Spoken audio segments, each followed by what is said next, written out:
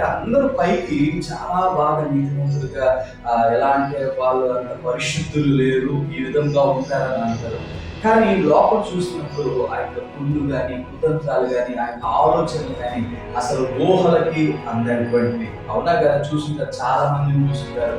వాక్యం ఏమని చెప్తుందంటే మన యొక్క హృదయంలో నుంచి ఏదైతే ట్రాన్స్ఫర్మేషన్ అంటే మార్పు ఏదైతే వస్తుందో ఆ మార్పు ఆటోమేటిక్గా నువ్వు కనపడాల్సిన అవసరం లేదు, నిన్ను నువ్వు ప్రూవ్ చేసుకోవాల్సిన అవసరం లేదు. నేను ఇంత పరిశుద్ధుడిని, నేను ఇంత నీతిమంతుడిని, నా అంత నీతిమంతుడు లేదు అని అందరికి చెప్పుకోని అవసరం లేదు, సెల్ఫ్ డబ్బా కొట్టుకోని అవసరం లేదు. ఏం చేయాలంటే నీ యొక్క హృదయంలో మార్పు వచ్చినప్పుడు ఆటోమేటిక్గా నీ యొక్క క్రియలలో, నీ మాటలలో, నీ చూపులలో ఆటోమేటిక్గా మార్పు అనేది వస్తూ ఉంటుంది. నీకు దానికోసం పని చేయని అవసరం లేదండి.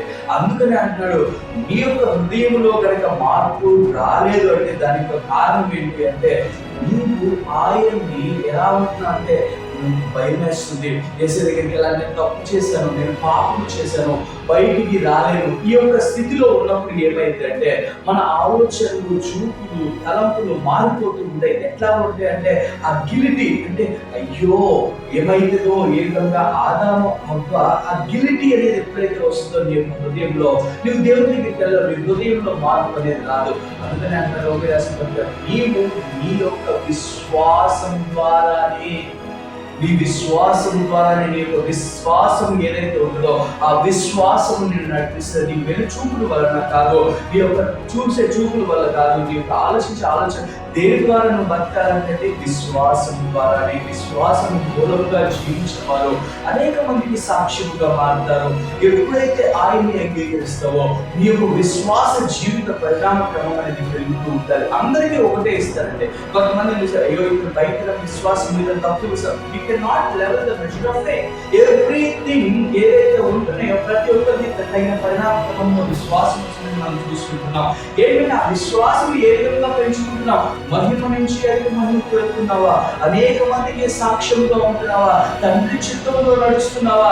ఏంటంటే దీని అందరికి కాల గిరిటి పోవాలంటే నువ్వు నమ్మాలి. ముందు ఏంటంటే నేను విశ్వాసం ద్వారా నా యొక్క యేసు క్రీస్తు ద్వారా నేను నీతిమంతులుగా చేయను నమ్మాలి.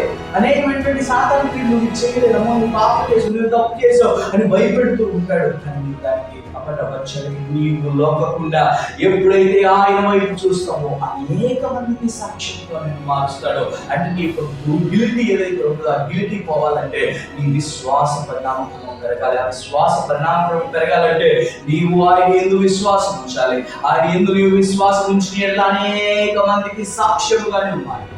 తండ్రి చిత్తంలో నీవు నడిచావు. ఆయన కృప సదాకాలంలో నడిపించుగాక. సదాకాలము విశ్వాసంలో నీవు ఆయన తండ్రి చిత్తాన్ని నీ జీవితంలో ఆ తగిన పరిణామ క్రమం ద్వారా అనేక మందికి సాక్ష్యంగా ఉందిగాక. Praise Lord, you are justified by